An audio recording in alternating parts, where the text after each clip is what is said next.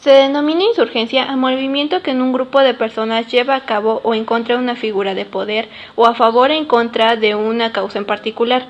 Los movimientos de insurgencia pueden ser efectuados tanto por civiles, fuerzas militares, como por grupos sindicales. La insurgencia conlleva asimismo a la rebeldía. Las manifestaciones o insurgentes desean dejar claro su postura en contra de una autoridad o irregularidad, y cuál será la posición en la cual se encontrarán según la situación.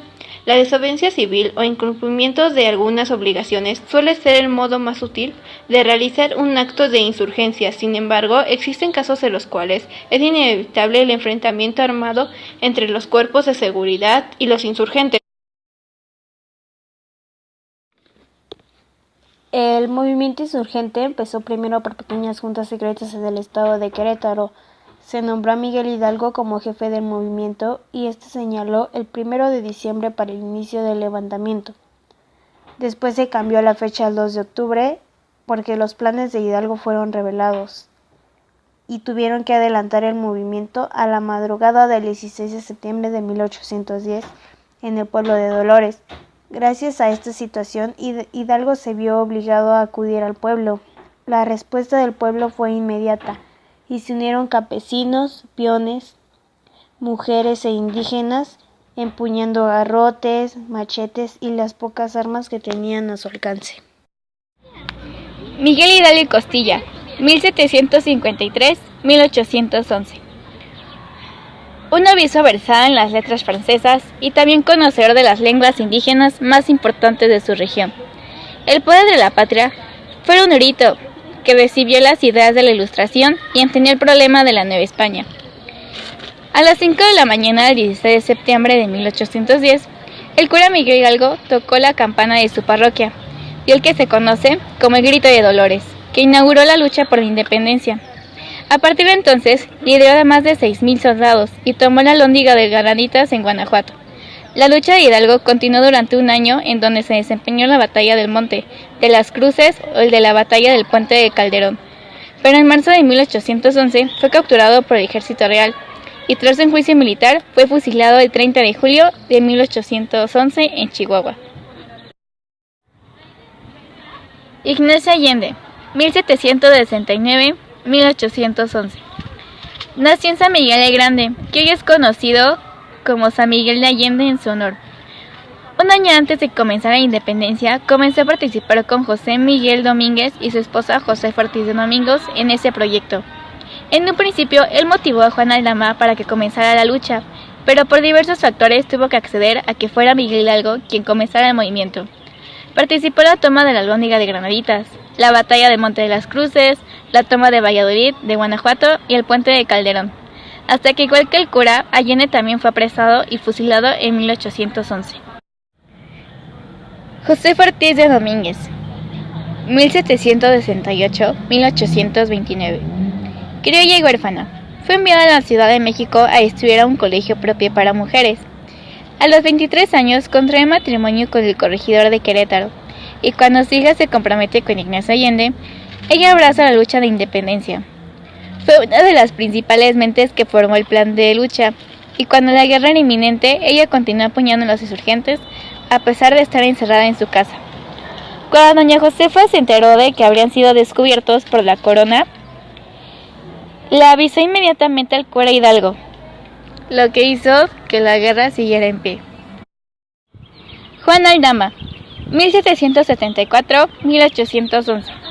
Gracias al aviso de Josefa Ortiz de Domínguez, el grito tuvo que ser adelantado, y él estuvo presente en el momento que Hidalgo dio inicio al movimiento insurgente.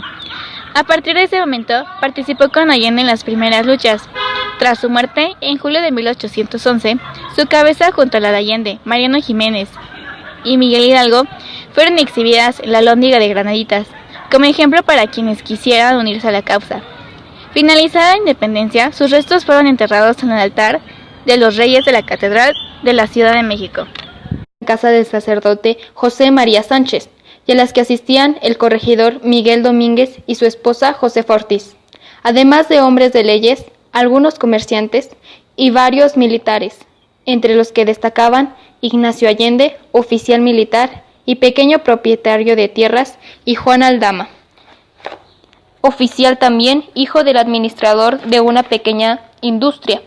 Destaca en estas reuniones la asistencia de Miguel Hidalgo y Costilla, sacerdote católico de amplia cultura, educado por jesuitas e inspirado por las ideas libertarias de la Ilustración. En septiembre de 1810, las autoridades descubrieron que en Querétaro se realizaban reuniones secretas o conspiraciones para desconocer al gobierno español. Entre el 19 de agosto de 1811 y 1813 se estableció la Suprema Junta Nacional Americana o Junta de Zitácuaro en Zitácuaro, Michoacán, con Ignacio López Rayón al frente.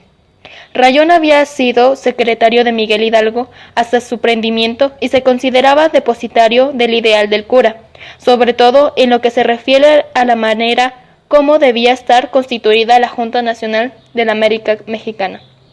Con este paso, la insurgencia efectuó una elección distinta a cualquiera de las llevadas a cabo en la Nueva España, o mejor dicho, en la América septentrional en 1809 o 1810. Ya no se realizaron consejos municipales como los de las autoridades españolas para designar primero por la vía cupular y luego por insacualación o sorteo a los diputados a las Cortes Constituyentes. José María Morelos, 1765-1815.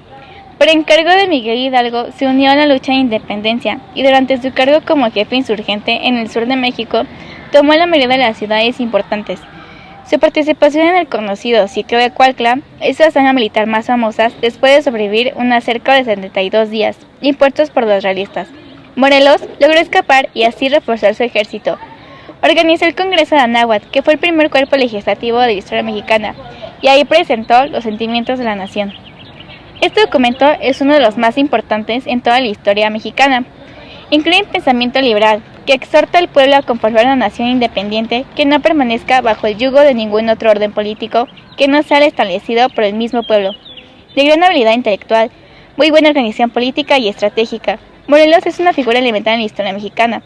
Se dice que Napoleón, que con 5 hombres como él, podría conquistar el mundo. El siervo de la nación, como se le conoce al héroe de la independencia, fue capturado en 1815 y fusilado el 22 de diciembre de ese año. Vicente Guerrero, 1782-1830. Guerrero logró lo que los personajes anteriores no pudieron, traer oficialmente el fin de la guerra al pueblo y al ejército.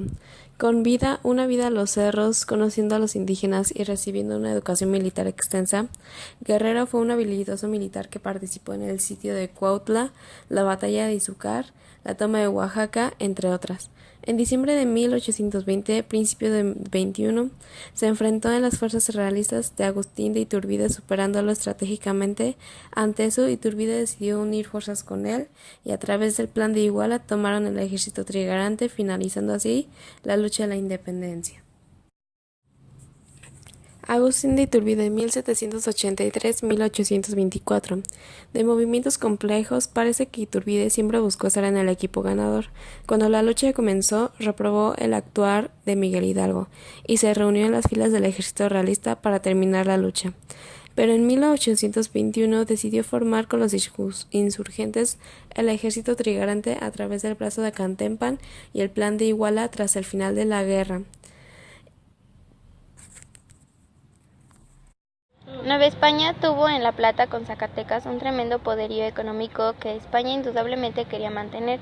Es por ello que cada vez que habían insurrecciones, estas debían ser aplacadas de la manera más rápida y diligente posible, para no perder esta base económica fundamental. Entre 1812 y 1821 habían muerto más de 500,000 de personas por los afanes independentistas que estos líderes sociales tenían, pero los resultados no se veían en un conjunto sólido, sino más bien en ciertos sectores donde los montoneros podían tener más influencia y resistencia al mismo tiempo. Morelos fue un destacado líder mexicano que redactó la primera Constitución de México. Eso habla sobre la necesidad de redactar una carta fundamental mediante la cual se restringieran los poderes de las autoridades para comenzar una nueva etapa política. Hidalgo, por otro lado, siguió la línea legalista de redactar decretos, abolió la esclavitud e intentó separar los asuntos del Estado y los meramente eclesiásticos. Por otro lado, Hidalgo criticó las ideas protestantes que proliferaban hace ya tiempo en Europa y buscó conservar el catolicismo. Esa es la idea de base colonialista y tradicional, pero hubieron otras donde demostró una visión más liberal, como es el caso de entregar tierras a los más desposeídos en una nueva forma de organizar la tierra. Esta idea hace sentido con la de transformar el Estado con una visión más moderna y que en busca de una república más representativa, donde ese líder indudablemente buscaba una base de apoyo popular importante. Las operaciones militares durante la Guerra de Independencia tuvieron 4 etapas. La primera con el Grito de Dolores bajo el mando de Hidalgo, la segunda jefatura por José María Morelos, la tercera anárquica y se destaca solamente la expedición de Francisco Javier Mina, y la última y cuarta, la de Vicente Guerrero con Agustín de Iturbide. Y esta última marca el fin del movimiento insurgente, pero el inicio del ejército trigarante.